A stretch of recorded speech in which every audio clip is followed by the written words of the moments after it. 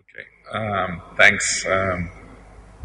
First of all, I'd like to thank Abhishek for giving me this opportunity to talk about this work we've been doing recently in the evolution of this iron homeostasis-related genes.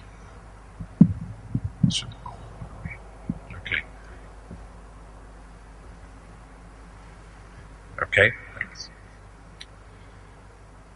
So our talk today will be focusing on the. I'll start with the abiotic stress concepts, and then later talk about the comparison of these homeostasis genes related to iron. And we have some work on the cis regulatory elements comparison, but in interest of time today, I will skip that. So, adverse environmental conditions such as drought, salinity, soil metal contents, and extreme temperatures faced by plants during their life cycle impose severe limitations to the growth and reproduction, restraining its genetic potential and reflecting on the yield of crops. So we are most familiar with this concept that we need to look into these changes in environmental conditions that are affecting our crops, and in order to be able to keep maintaining a gain in yield and improve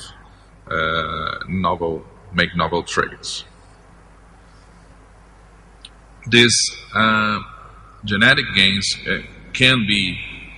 have been obtained by breeders, but we are facing, and we've been commenting on this problem during this meeting.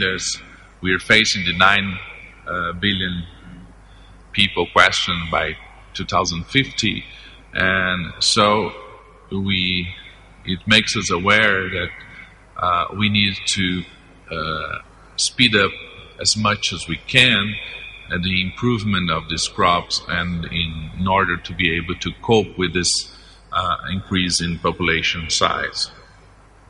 So the understanding of the biological basis of genes responding to this environmental changes and environmental stresses will help us to supply the breeders with the proper genes to put into elite varieties and have yield gains.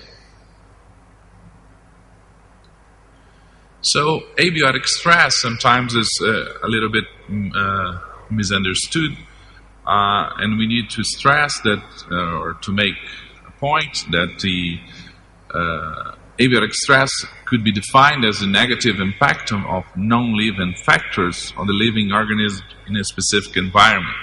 Because sometimes we have, or we have usually natural variations or environmental variations that they're surrounding the genotypes that cannot be stressful, sometimes are not stressful. So depending on the genotype, you can have one variation in environmental conditions can be stressful. To another genotype, it might not be. So it must adversely affect the organism or population. It must influence this in beyond some normal range, and with that also affecting the physiological integrity of the organism, changing metabolism, growth, and development. We have a complex situation in terms of signaling to stress, and a lot of transcription factors that are cascading in signal responses to many different stresses have interactions and show what we call a cross-talking mechanism.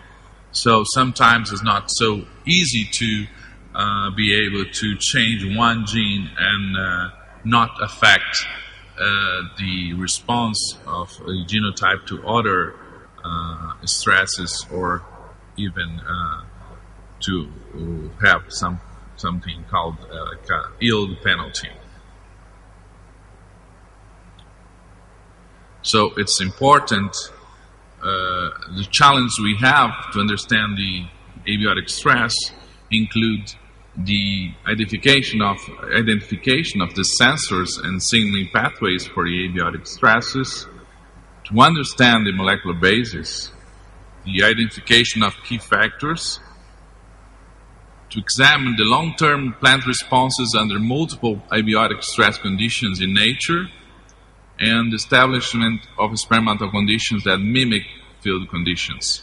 So it's a very complex situation, and it will need a lot of effort for us to be able to understand how plants respond to this stress and make the most of it. So abiotic stresses are important in rice production. They affect rice production in an important way, and among the 5 major stresses in rice, we can name iron tolerance as one of them.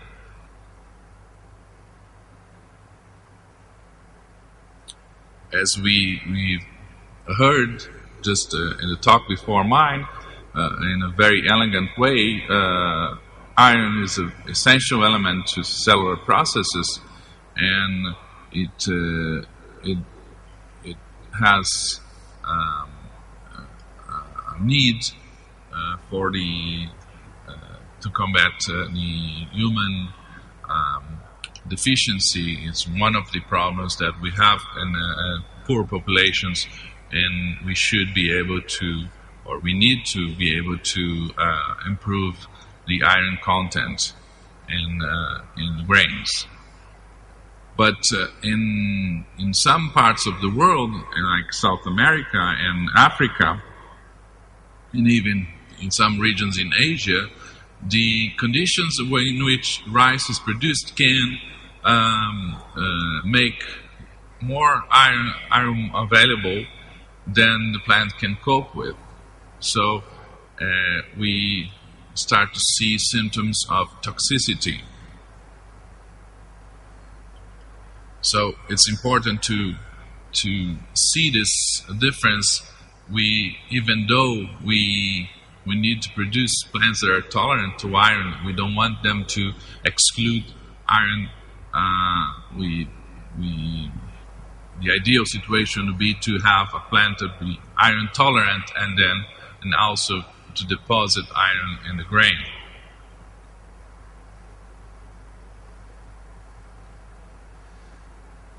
Iron stress has different symptoms have been reported.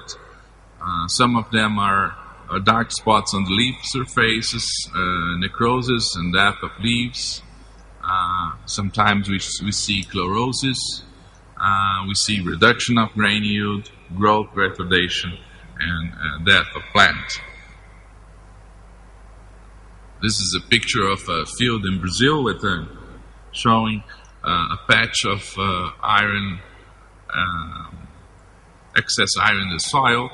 That is in the genotype here is cultivated is a sensitive genotype, so it's showing a very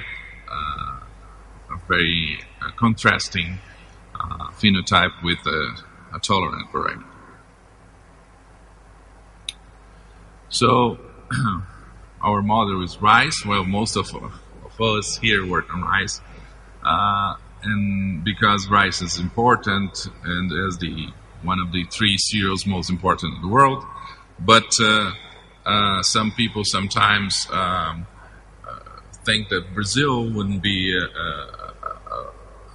key player in rice production, but we are around the 10 main countries. I could say that outside Asia, Brazil is the largest rice producer in the world, and our production is around 12 million tons, and it's steady since for 4 or 5 years has been on the same levels. In Brazil, our state, Rio Grande do Sul, is the major rice producer, and we produce annually around 8 million tons, or around 64% of the total rice production in Brazil. And this production is of lowland rice under flooding conditions. And in these conditions, we have the possibility of iron toxicity due to reduction from iron 3 to iron 2. It's important also to stress that sustainable agriculture is a practice of farming using these principles of ecology and a good relationship with the environment.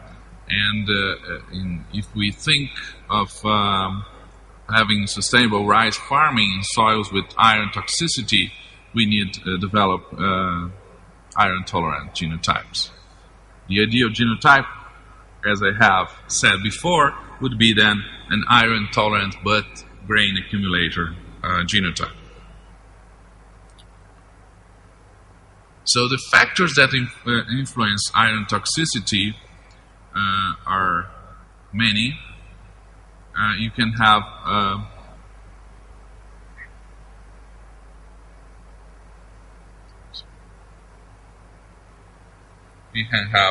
a iron insensitivity reaction. You can have an interflow of iron from the roots, and the excess of water will make the reduction of this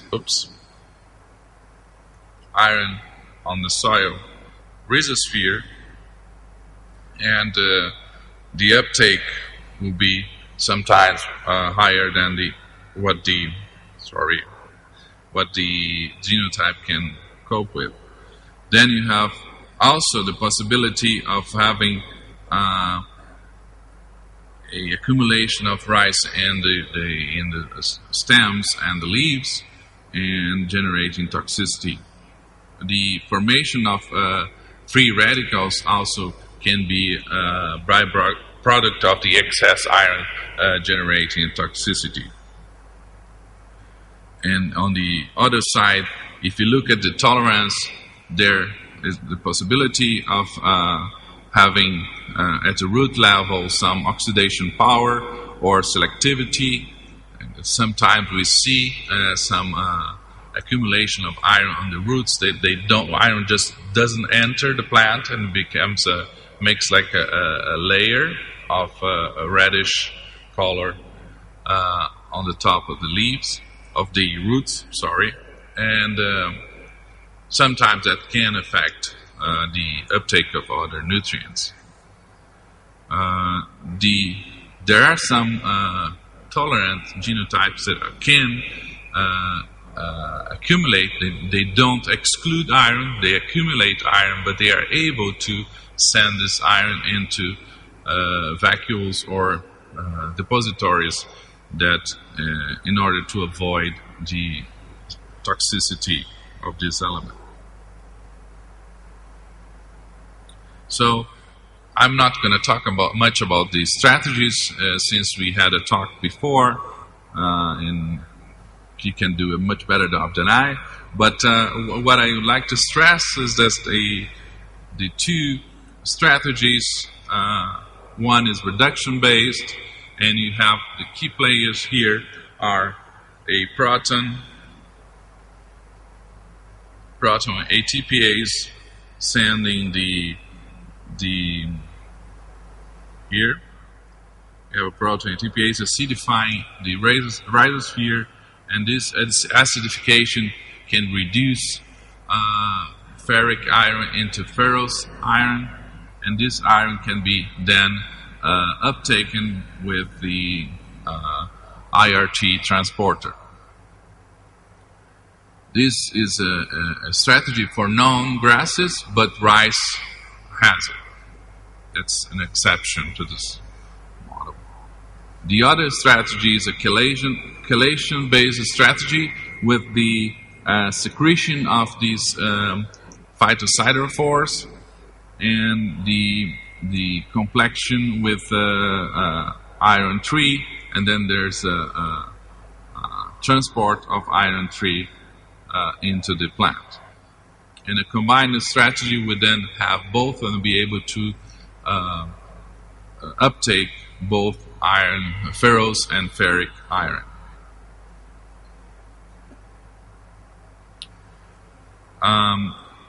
There is then some players in this internal transport of iron, and the major thing would be to have the accumulation of iron in the grain with the transporters as OS-ESL2, and was shown in the previous talk. That is possible. So the idea was then to analyze these genes, these iron-related genes, and to see how the evolution of these genes could tell us a little bit more about the possibilities of exploiting their variation or identifying the possible redundancies in these genes. So the yellow stripe-like genes I already mentioned with the strategy. There are two more that I'd like to show here: the natural resistance-associated macrophage proteins, or NRAP, which are cation transporters. They are important in transport and storage of iron. Nicotinamide synthase, which is important in the transport of iron inside the plant, and the ZIP genes, which are include the IRT genes in this family, and the ferric reductase, which we shown in the strategy of reduction in the slide before. Okay, so the rationale of this would be that a comparative analysis between this primitive and sister groups of crop species could enable a better understanding of these biological processes. And so the work that I'm going to present has been a collaboration between several colleagues at the Federal University of Pelotas and Olivier Panot at the University of Perpignan. So, starting with those 43 query genes, we did a blast search using some standards to have higher coverage and very low E-values. Then followed by a multiple alignment with Clustral W, and we started with the 3 using the neighbor joining method, followed by a J-model test, and to run a Bayesian analysis in the BEAST software, and then a phylogenetic analysis with the EPOS software. Okay, so the results show that we have in rice 2 homologs and 8 homologs in Arabidopsis and 6 in the moss Physcomitrella. And what we can see here is that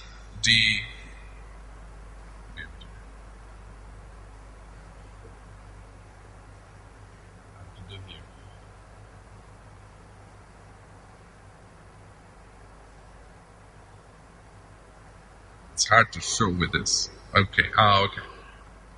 So it's better.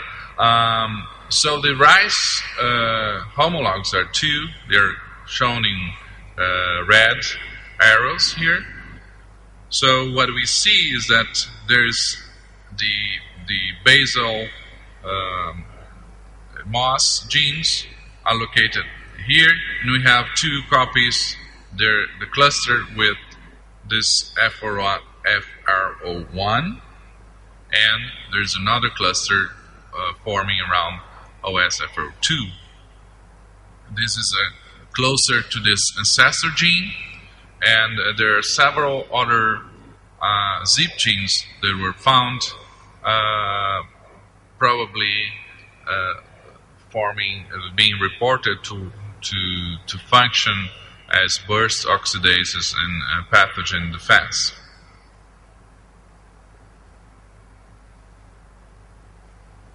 So, major two. It's interesting to point out here is that rice is the only grass species showing this gene here, which is what we had reported. It's the only one having this strategy.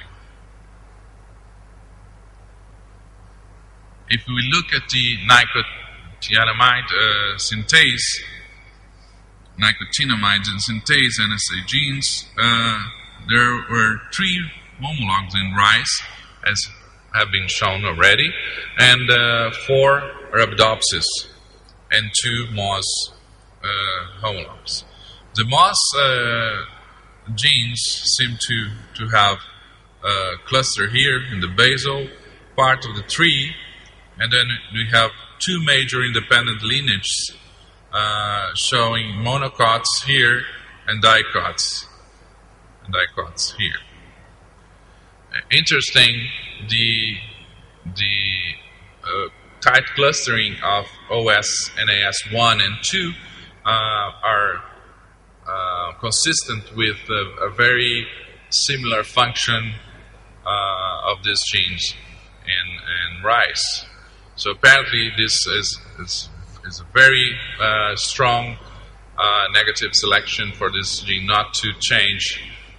They have a very high similarity in the sequence and a very similar expression pattern.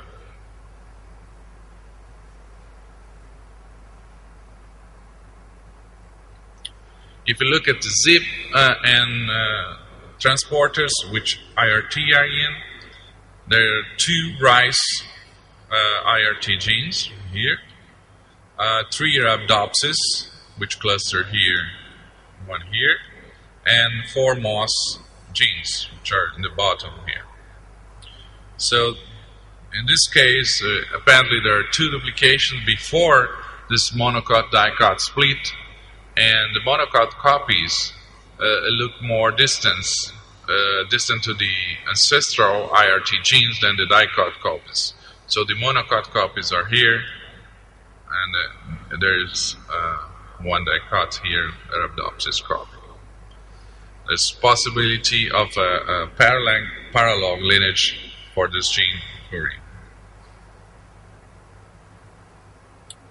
If you look at the yellow stripe genes, there are 18 homologs in rice, very large family in rice, only 8 for Arabidopsis and 2 in the moss. And you can see here the moss genes again cluster here, and you have the Arabidopsis genes here and here. There are apparently at least 2 major duplication events before the monocot-dicot split and for this yellow stripe.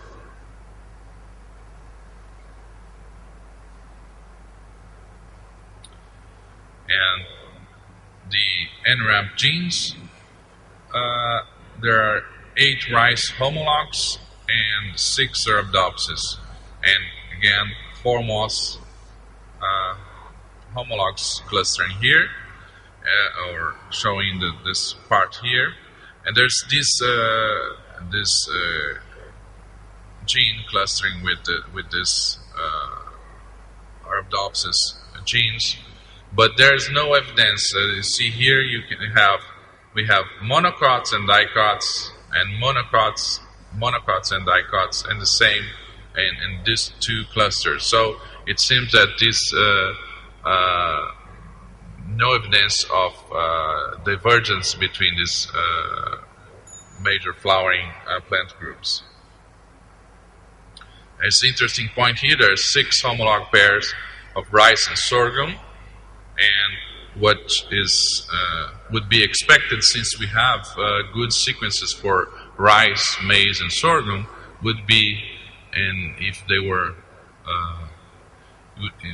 originated before the split between rice and sorghum and the other grass ancestrals, would be visible, or we'd be able to see pairs, rice, sorghum, or clusters of rice, sorghum, and maize genes. And where apparently there are the rice, sorghum pairs are showing, and the exception of NRM 6 and 8, which I'm going to show you after what is happening. So if you look at the divergence of grass subfamilies, you see that rice has the oldest fossil of rice lineage is around 40 million years, and it would have diverged from sorghum and maize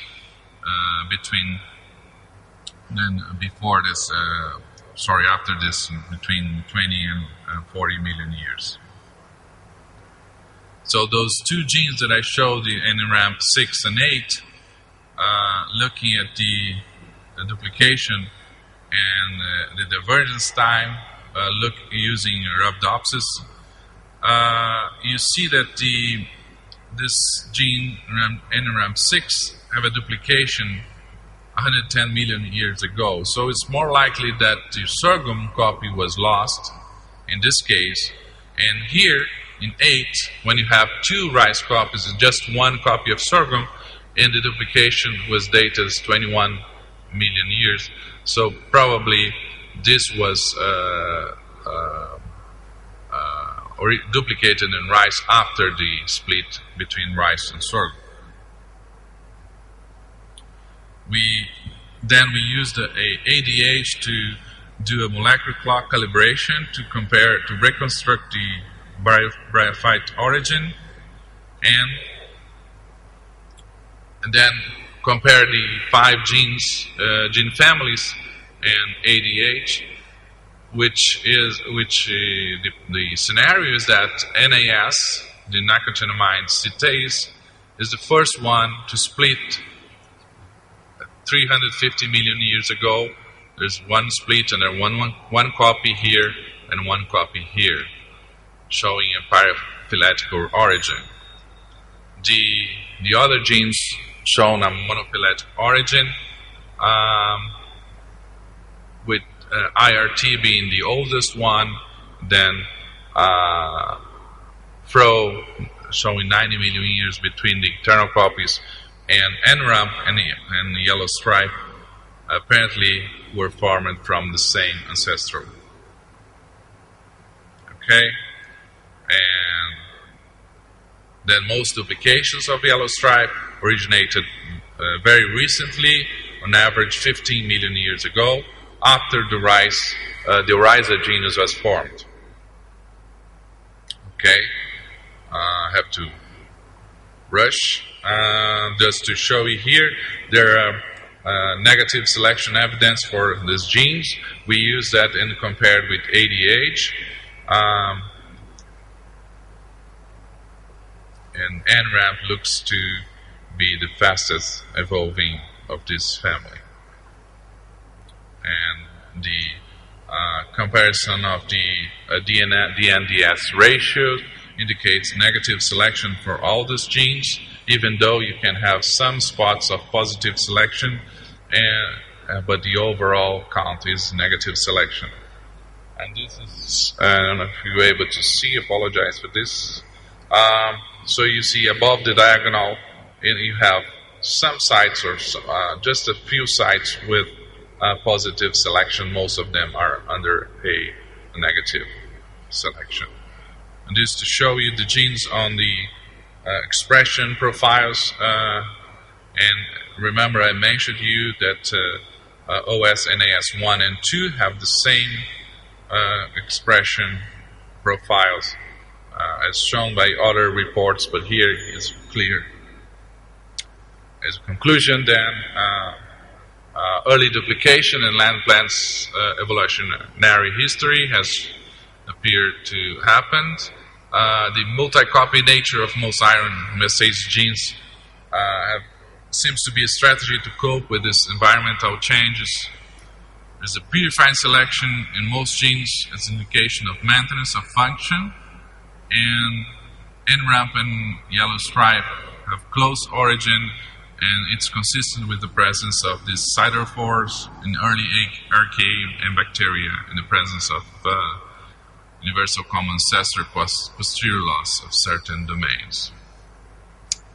Just to acknowledge, most of the work was done by a PhD student, Philippe Victoria, and Danielle Farias, Camila Figueroa. Thanks.